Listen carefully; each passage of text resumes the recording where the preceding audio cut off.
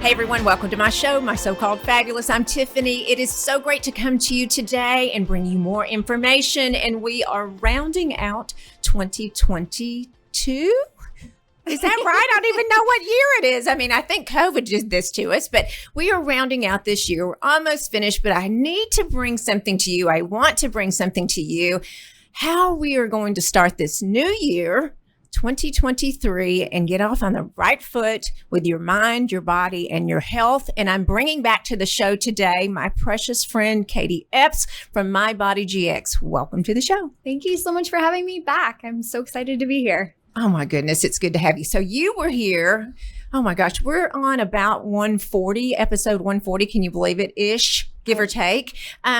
You were with me on episode 65, March of 2021, Your Body, Learn It, and Love It.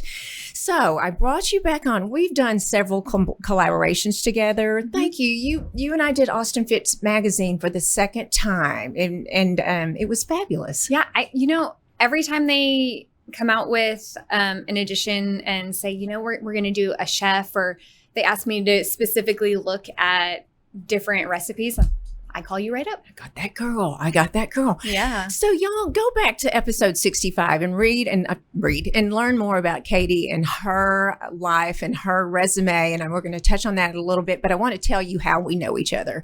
You got married. Yes, what year? 2012. 2012.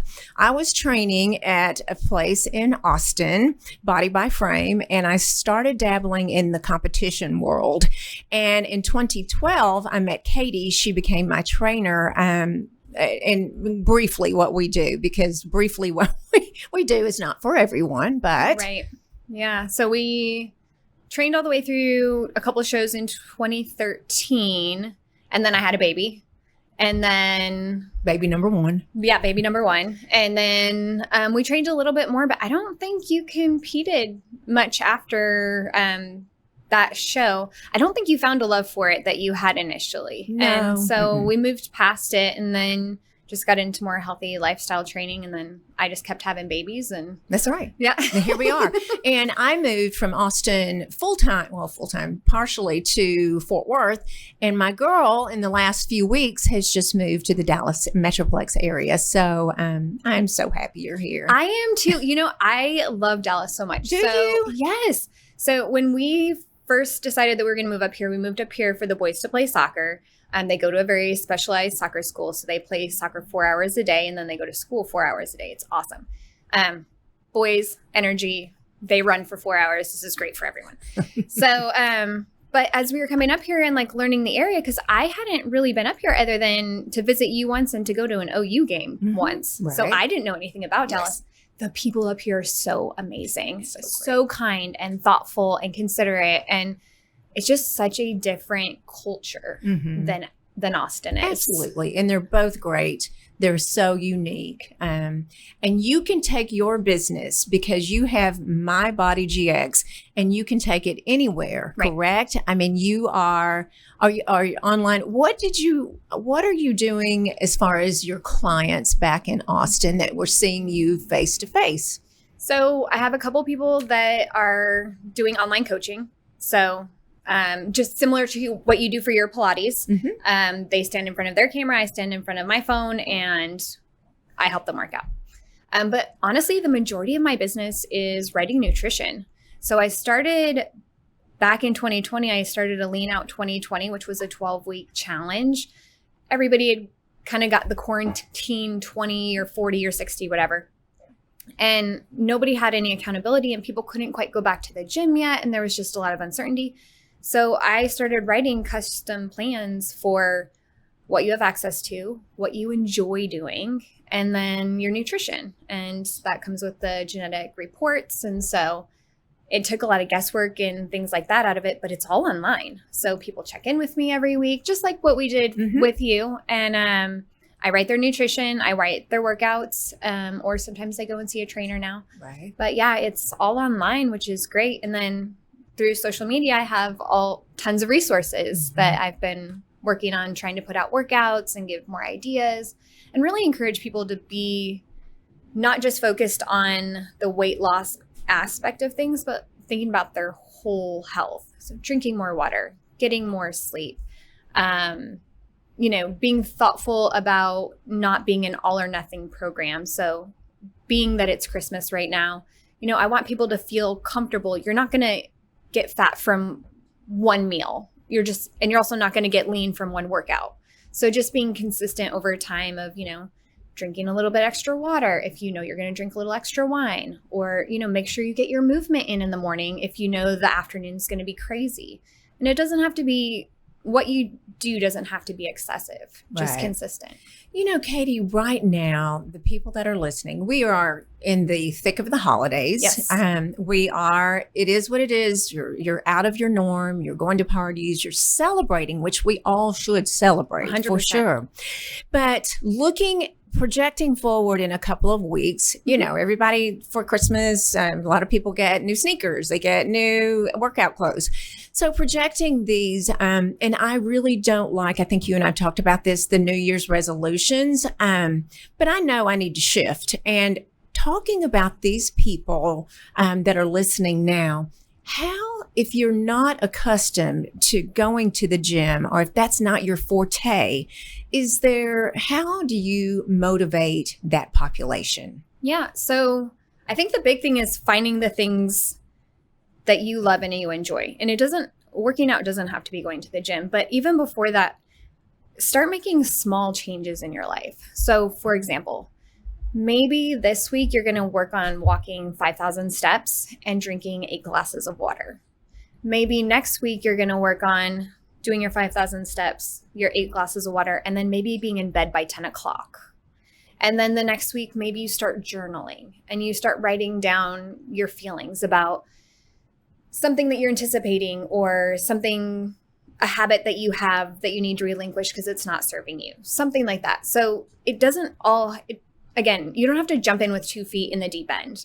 Like, little changes make a huge impact, and then keeping those over time. The other thing is looking at who you want to be at the end of 2023. Do you want to feel better in your skin? Do you want to have more mental clarity? Do you want to be a better partner to your partner? Do you want to be a better parent? Do you want to be better at your job?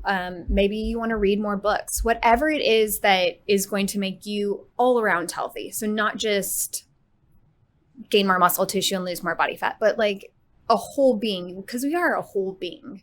And so how can you make small changes to be who you want to be at the end of the year? I mean, that is amazing, because I think a lot of people do think that, like, okay, I've got to get fit, I got to get healthy. And I'm not discounting that at all, because I feel like in this world, we need to move more. We all need to move. We sit, and it's just, there has to be change. So with that said, I love the whole package, because if you're not healthy mentally, how are you going to get fit, or how are you going to add muscle, or whatever the case may be, right? Exactly. Well, and how do you talk to yourself?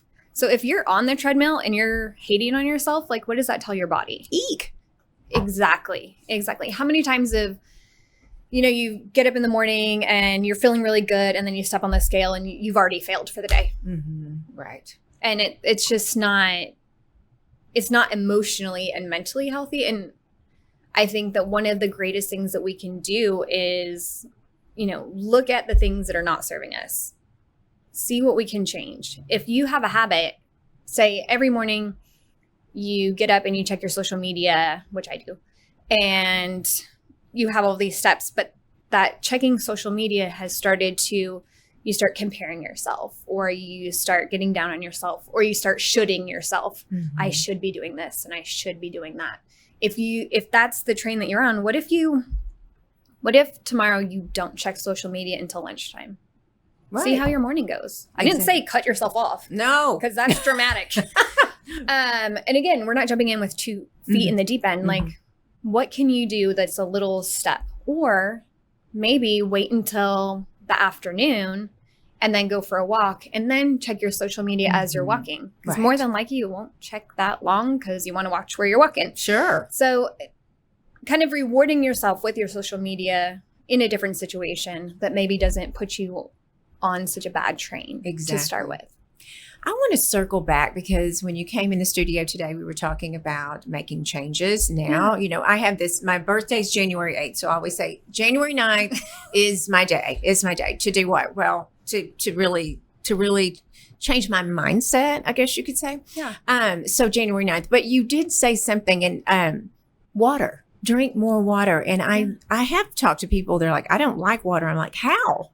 How do you not like water? But I understand, I can get it. But how much water should we be drinking? And can you drink too much? So you should drink an ounce at least. Well, they say you should drink at least a half an ounce for every pound that you weigh. Can you drink too much? Yes, I believe it's something ridiculous. Like if you drink 2 gallons of water in the course of 2 hours, your kidneys cannot release that. Okay. But if over the course of the day you drank 2 gallons of water, which we have in our past, you know what happens? You go to the bathroom a lot. I mean, ultimately, we're not going to overdrink water. Nobody will. Right. I shouldn't say that. I'm sure there's extremists out there for everything. But for the most part, if you're just trying to drink more water, my recommendations, get a really fun cup that you want to carry around with you. Put something in it. Like you don't have to drink plain water. Lemons, limes, orange peel, cucumber. I mean, flavor your waters, citrus, berries, it doesn't matter. Like put something in there. If you don't like cold water, which I do not, room temperature is amazing. I use my Keurig more for hot water than I do for coffee. Like I probably drink 6 of my glasses of water as hot water every day. Right. Because it's cold outside. And even in the summertime, when you're in air conditioning, it's cold in there.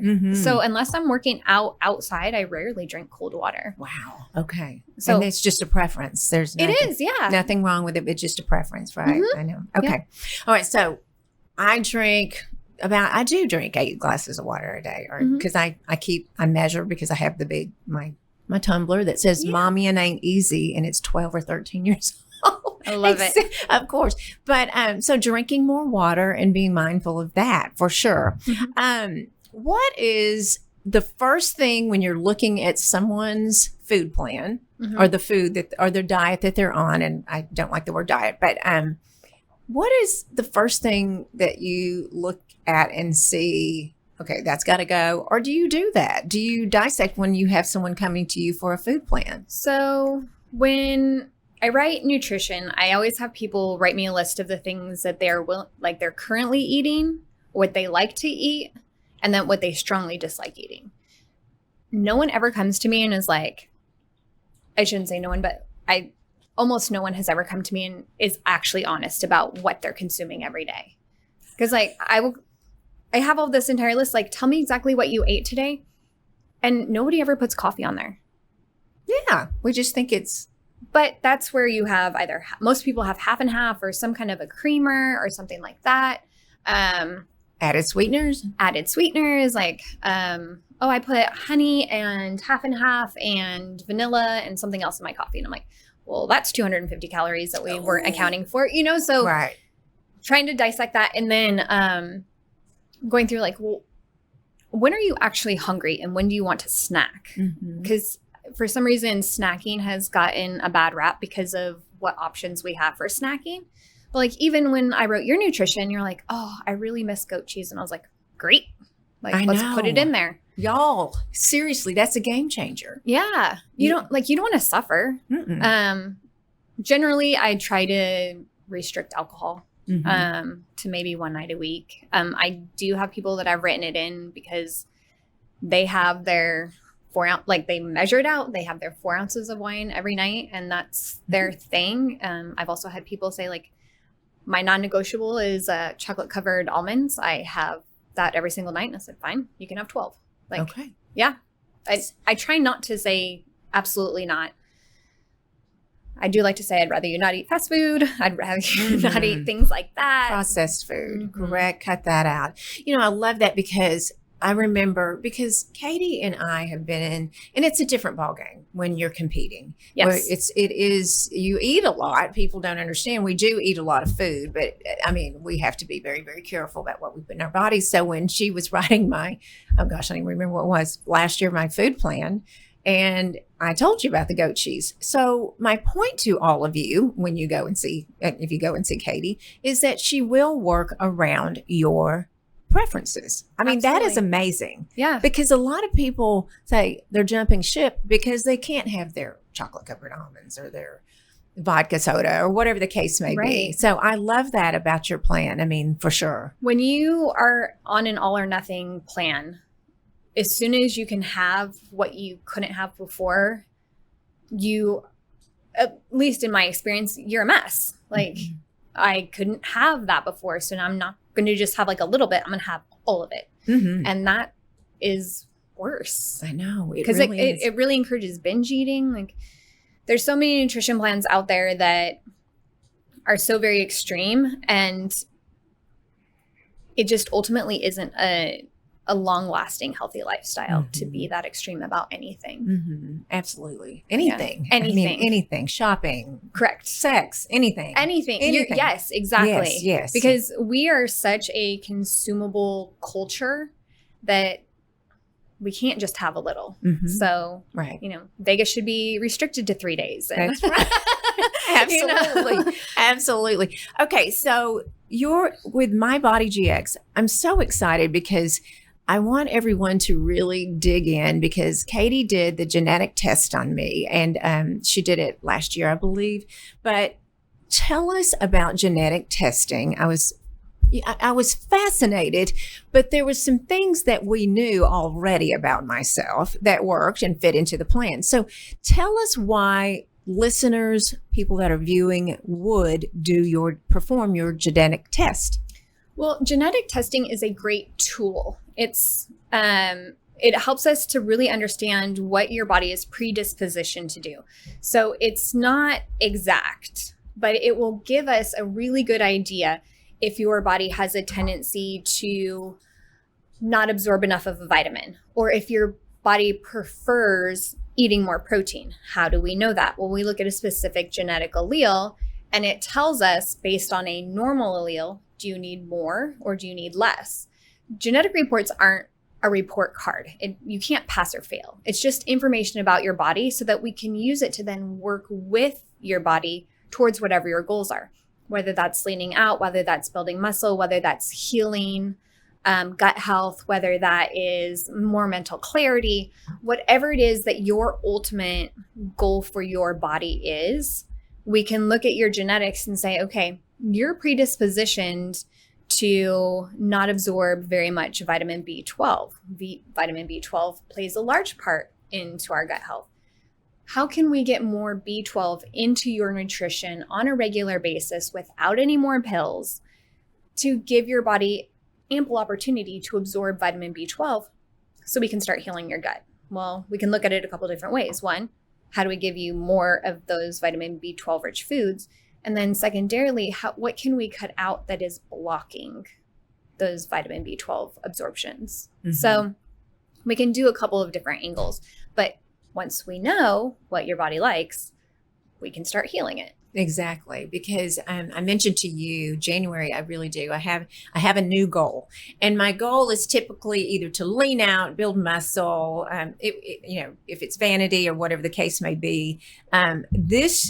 In 2023, it's to eliminate pain, because I'm in chronic pain and have been for years and years and years, and I'm sick of it. And I am going to try to figure out what's going on with my body, and that's my food plan, I guess you could say. I love it. And yeah. I have to, and it's a different mindset. I was telling Greg, my husband, and he's like, wow, that's a shift.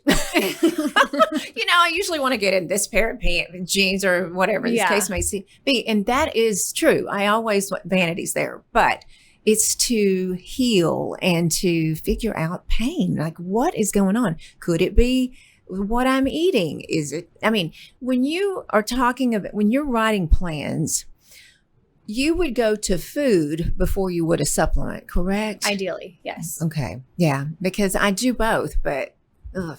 Well, so there's a few different things. Like with supplementation, you have to make sure, one, that you're getting the correct dosage. Two, you want to make sure that your body can actually absorb whatever it is that you're supposed to be taking from that pill, and that it doesn't have a blocker for something else. If you have a heart condition, or are on heart medications, you wouldn't want to take something that's super high in magnesium. So we don't want to mess up what you're already doing. And our bodies naturally will not block out certain vitamins and minerals through food. Mm-hmm. It will do it through the chemically processed vitamin or mineral. The other thing is, how do we know how much vitamin and mineral is in that supplement to begin with? Like, not all of them are FDA approved, not all of them are regulated. So making sure that we're getting the quote unquote right amount, whatever that dosage is, it's so much easier through nutrition because your body absorbs what you need and you release what you don't. Mm-hmm. I have a great doctor, Dr. Leah and Scott, and she helps regulate my hormones and so much more. And she said, you're a little low on zinc with your labs. This was last time. And she said, but you know what we're going to do? We're going to add foods that are high in zinc. And I appreciate that. She goes, you don't need another supplement. Let's try this first. It worked. Exactly. It worked. Exactly. It worked. So I didn't have to take a zinc supplement per se. Yep. So I love that. And she's looking at my blood work and of course how I feel for sure. Right. So I love that. Yeah. I do that a lot with my clients. I actually, this last year, I think I've written more nutrition plans to support nursing mothers, to support gut health, to support arthritis pain. What else? There was another really interesting, recovering from surgery. How can we, if you know that you're having a surgery coming up, how can we prepare your body in a way that it's already in a healing state before you go into surgery? And then once you go into the surgery, how can we plan your nutrition for the next 4 to 6 months so that you're not only healing, but healing optimally? So maybe you have more, if you went in for knee surgery, maybe you have now better range of motion than you did before you went in. How can we make sure that those ligaments, tendons, all of your joint, all the connective tissue, how can we make sure that that is as healthy as it absolutely can be, not only through the recovery, but you probably had that surgery because you want to go hiking or you want to be more active or you want a better quality of life. Eliminate pain. Yes. Right. Oh my gosh, that's great. So the genetic testing, what you're saying is one size does not fit all. Right. Well, exactly. So your body is different than mine. Although we're both healthy eaters, we're both athletic, we're both petite. But my body likes things completely different than yours. My nutrition looks completely different than yours. Like, you have a normal utilization of carbohydrates. I have an enhanced utilization of carbohydrates, which means I need to eat 200 to 250 grams per day for my body and for my output. You would not be impressed with me if I gave you 250 grams of vegetables to eat every day. No, and I love vegetables. That's a lot. Not at all. But your body's just different from mine. Mm-hmm. Yeah. My husband has an enhanced utilization of protein. So that breaks down in a couple different ways. One, we need to feed him more protein in order to support his muscle tissue, because ultimately what it means is his body breaks down protein faster, which means he's also breaking down his muscle tissue faster. Oh, gosh. Wow. So those high protein diets, the reason they work for some people is because their bodies need more protein actively because their bodies break down protein quicker. And so you don't want, muscle's hard to make. So let's support it as much as we can through our nutrition. Mm-hmm. And so I look at things like that. If you're a long distance runner, how can I feed you, especially if you need a high protein diet, but you also need a good amount of carbs? How do we support your active lifestyle? If you're primarily sedentary, maybe you have a desk job and you run kids everywhere after school. How do I support your nutrition so that you have plenty of energy at 5 o'clock, that you don't binge eat and stop at, some fast food place on the way to a game or before practice or whatever? How can I support you so that you have what you need for your nutrition so that you feel better? Absolutely. And not only food.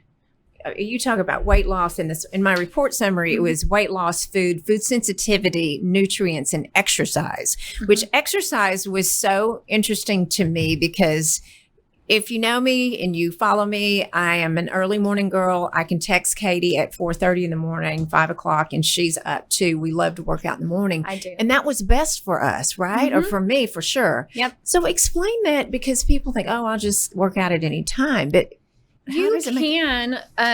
So here's the thing. If you're training, so there's many things that you can look at. One, when are you going to get it done?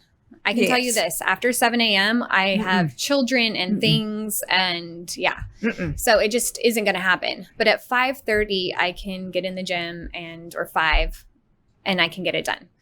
The other thing is if you're training for weight loss, does your body utilize resistance training more efficiently for changing your physique and burning through body fat?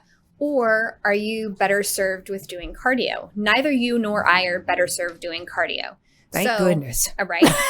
But cardio is obviously good for our hearts, but how do we utilize that information to get the physique that we want? Well, if we know that our bodies don't do well with cardio, it means that our body is not going through glucose and glycogen as fast as a quote unquote normal person. So we need less glucose and glycogen, which is the energy stores in our muscles, because we want to get through that quicker so that our body goes straight into fat burning. So you have a few options. One, you could have fasted cardio or fasted training, which is what we do. That means that you haven't eaten anything since the night before. So you slept all night, so you're fasted. You get up in the morning, you brush your teeth, you get your water, and you go work out. Your body has very limited glucose and glycogen to burn through, so it goes straight into the body fat burning zone quicker and more efficiently, versus if we got up and had oatmeal and eggs, our body has to go through all of that energy before it starts working in on our actual body fat. So the other thing that you can do is resistance training first. So like, let's say that the best time for you to work out is at your lunch break, because in the morning you have all the kids stuff and then you go to work, but from 12:15 to 1 o'clock, you are guaranteed a break. So what do you do with your genetic information if you know that you should have worked out in the morning? Well, one, you can do your weight training first. You burn through more glucose and glycogen faster under resistance, that time under tension. And then whatever time you have left over, then do your cardio, because especially if your cardio isn't meant to serve you in that way. The last option, and this is great for my distance people, is duration cardio. So going for a long hike, going for a long run, going for a long bike ride, whatever that looks like. So we just want to serve our bodies in the best way that we can, knowing what our body is like. And the other thing is you can then monitor what you eat beforehand. So if you want to have less glucose and glycogen, maybe have a really light lunch that's primarily protein and fat, and maybe salad, like a salad of some nature, and then work out at 4 o'clock before you pick up the kids from school. And then afterwards, have a nice like protein, carbohydrate, fat rich meal, like chicken and potatoes and green beans, and maybe a side salad, something like that. Something that's going to kick everything up. Too many times people think like I can only eat salad or I can only eat chicken and vegetables. Right. And it's just not true. That's not true. I'm looking at my recommendation here for what foods I should eat. Protein is is a percentage fat and carbohydrates. So with me, what should I eat more of? So interesting. So protein for yours, because of your active lifestyle, so yours says 15 to 25%. I would put you, and I think I did closer to 25 for two reasons. One, you do resistance training every single day between Pilates and between lifting. Yes. Secondarily, you've had a lot of bone surgeries and a lot of surgeries in general. We need to support the muscle tissue that you've created in order to support keeping you healthy longer. Carbohydrates, I still kick you up probably close to 50%. Even the recommendation is 45 to 55%, because you are so active and you have a tendency to forget to eat. A lot. I don't eat enough. So making sure that I'm giving you good carbohydrates when you are eating. Right. I've met you before. Making sure that you are getting the right carbohydrates when you are eating. Like I remember you being afraid of oatmeal and being afraid of potatoes and being afraid, like I think last month I had a smoothie recipe that had a half a banana in it, and people messaged me and was like, oh, there's a lot of sugar in a banana. And I was like, I mean, you just had wine yesterday. Like, what's a banana? Really? I know. So, I know, right? It is. Yeah. Yeah. You know, and that is so interesting because you, and then my trainer, Sam, and my Pilates instructor, they all say the same thing. You forget to eat. My husband's like, who forgets to eat all day long? Like, who does that? And it's out of mind. We're busy. Yeah. But I don't mean to. But honestly, I know that when I am following Katie's plan, eating every few hours, 5 times a day, probably, I lean up and I feel better. I just feel so much better. And my brain is more sharp. Yes. That's possible. It's huge. Yeah. Absolutely. So to genetic test with you. Yes. It's saliva, correct? It is. It's a Tell cheek us how count. this would happen. Yeah. So you order the test. It comes in the mail. And it has a basically really long Q-tip. And you go into the bathroom before you brush your teeth. First thing in the morning, we want as many cheek cells as possible. You rub it, 8 times on the right side, 8 times on the left side. Stick it into the pre-sampled container. And then you put it in the bag. Drop it off with your postal service.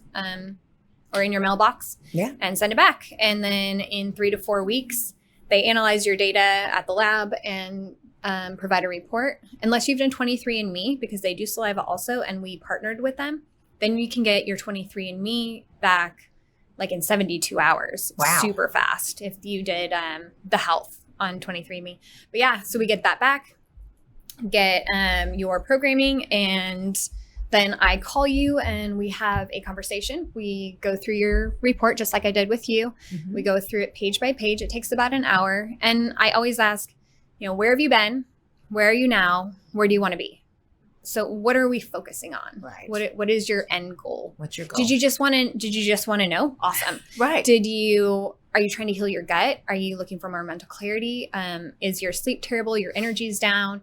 Like, you want to lean out. You want to, there's so many things. You want to be a better athlete. I have a lot of athletes that are young soccer players, 20s, 30s, and they're trying to not only support their bodies through their athletic endeavor, but they're noticing what worked when they were 18. Just because they had all the extra testosterone isn't necessarily working in their 30s and 40s. No joke. You're right. So how can they then, knowing you're actually a distance athlete, you're actually not a strength athlete. So what does that mean? How do we support your sport based on what your body likes? Right. Well, we're all different. Exactly. For sure. 100%. So in the spring, would you come back? Because I know you were publishing you're publishing a new journal, and that's exciting. And I want you to come back and talk about that in the spring. Would you do that? Yeah, I would love to. We're right on the cusp of you finishing that. She's been working on this for quite a long time, and we'll share that in the spring. But I'm hoping that this helps everyone. How do we find you to get this genetic test or any test, or to do some lean out challenges with you? Yeah, absolutely. So you can go to MyBodyGX.com. I am also on Instagram under MyBodyGX or on Facebook under MyBodyGX. Please email me, Kati, Kati, at MyBodyGX.com if you have any questions. I'm happy to set up a consultation and go over what you're hoping to see and to find out about your body and see what we can do to help you on the path of healing. Well, I appreciate you being here. I adore you. Have for years, always have. And I'm so glad you're here closer to me. too. You can pop over and podcast with me anytime at all. So I love it. Well, happy holidays to you. Happy 2023. I think I figured out that time. So what year we're in. But everyone, thank you so much for listening and watching us on YouTube at Tiffany Blackmon over there. And everyone, have a wonderful, wonderful year. Set your new goals and keep being fabulous.